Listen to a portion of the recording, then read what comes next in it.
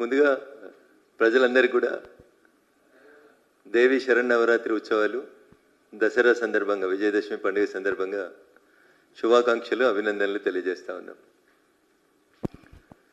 గత కొద్ది రోజులుగా వరుణుడి కోపం వచ్చి భాగ్యనగరాన్ని అంతా వర్షపు నీటితో అతలాకుతలం చేస్తూ ఉన్నాడు.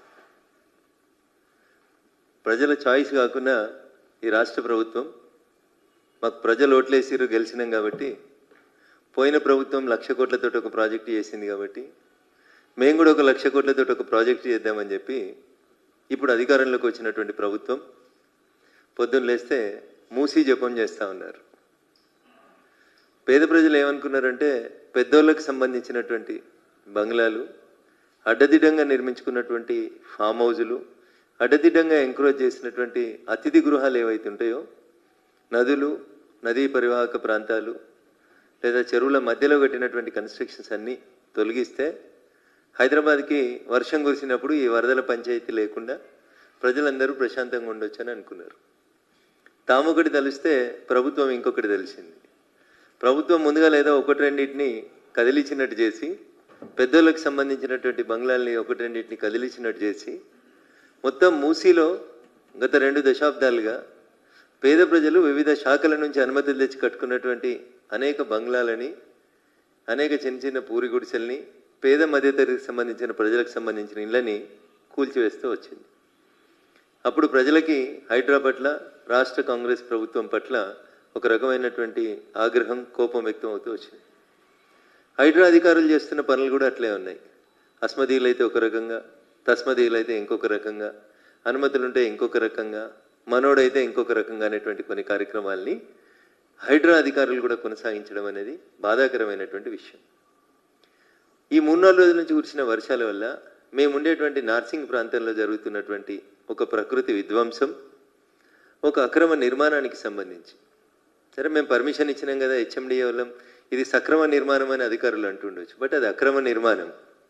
నేను చెప్పలే ఈ మాట, అది అక్రమ నిర్మాణం అని హెచ్ఎండిఏకి సంబంధించిన అధికారులే పోయి పోలీస్ స్టేషన్లో కేసు పెట్టిండ్రు. పోలీసు వాళ్ళు కేసు కూడా నమోదు చేశారు.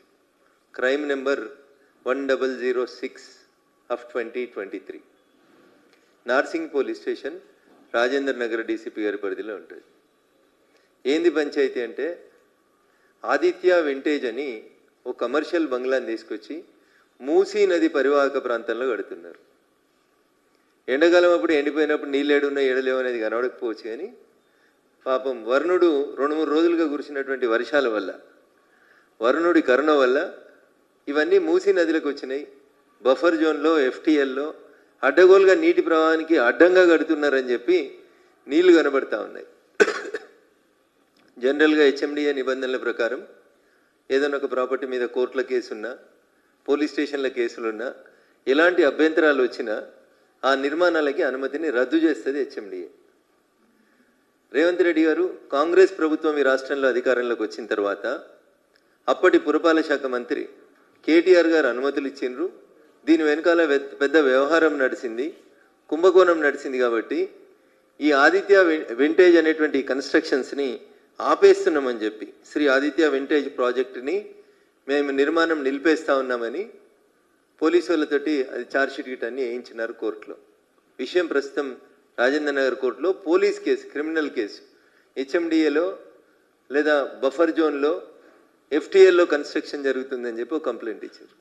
ఇంకా దారుణం ఏంటంటే, రింగ్ రోడ్డు నార్సింగ్ ఎగ్జిట్ దగ్గర అటువైపు ఇటువైపు అన్ని సర్వీస్ రోడ్లు ఉంటాయి.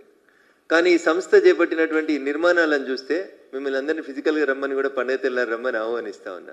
ఒకసారి చూద్దాం. మనం అంతటా సర్వీస్ రోడ్లు ఉంటాయి, కానీ ఈ ప్రాజెక్టు కడుతుంటే సర్వీస్ రోడే కట్టలేదు. సర్వీస్ రోడ్ తీసేసినారు. ఇక్కడ సర్వీస్ రోడ్ తీసేసి మరీ నిర్మాణాలు జరుగుతున్నాయి. ఎన్నో పల్లెటూరులో జరుగుతలేవు ఈ నిర్మాణాలు. హ్యాపెనింగ్ సిటీ హైదరాబాద్లో happening area, Gachibowli financial district, Narsingi ఏరియాలో ఒక కంపెనీ నిబంధనలకు వ్యతిరేకంగా టీఆర్ఎస్ ప్రభుత్వం అనుమతిస్తుంది. టీఆర్ఎస్ ప్రభుత్వం అనుమతి ఇచ్చిన తర్వాత హెచ్ఎండిఏ అధికారులు కంప్లైంట్ ఇస్తారు. దానికి సంబంధించి 1006/2023 నార్సింగ్ పోలీస్ స్టేషన్లో కేసు నమోదవుతుంది. కాంగ్రెస్ ప్రభుత్వం అధికారంలోకి వచ్చినాక, రేవంత్ రెడ్డి గారు అధికారంలోకి వచ్చినాక ఆ నిర్మాణాన్ని ఆపేస్తారు. ఇవాళ మళ్ళీ నిర్మాణానికి అనుమతులు వచ్చినాయని చెప్పి మళ్ళీ నిర్మాణం కొనసాగిస్తున్నారు. జనరల్గా బఫర్ జోన్ ఉంటే ఎక్కడ కూడా మట్టి పోయొద్దు, ఎత్తు లేపొద్దు, బఫర్ జోన్ని రక్షించాలని చెప్తా ఉంటారు. బహుశా భాగ్యనగరంలో జరుగుతున్నటువంటి ఈ అక్రమ నిర్మాణాలన్నీ రాష్ట్ర ప్రభుత్వానికి చూపించేందుకే అనుకుంటా గత వారం 10 రోజులుగా వరుణదేవుడు ఇష్టానుసారంగా హైదరాబాద్కి వరదల్ని తీసుకొచ్చినాడు. సర్వీస్ రోడ్ని అసలు తీసుకోకుండా సర్వీస్ రోడ్ని బంద్ చేసి హెచ్ఎండి అనుమతులు ఎట్లిచ్చిందో రాష్ట్ర ప్రభుత్వ పెద్దలు చెప్పాలి. నాకేమనుమానం వస్తుందంటే అప్పుడున్న వాళ్ళు ఏం చేసి అనుమతులు ఇచ్చిరని కాంగ్రెస్ అడిగిందో ఇప్పుడు కాంగ్రెస్లో మరి ముఖ్యమంత్రి గారు నోటీసులో ఉందా, లేదా నెంబర్ 2లు నెంబర్ 3లు అనుకుంటున్నటువంటి మంత్రులు ఏమన్నా మేనేజ్ చేసినారా, ఎట్లా అనుమతి వచ్చిందని చెప్పాలి అన్న. ఈ చిత్రం చూస్తే మనకందరికీ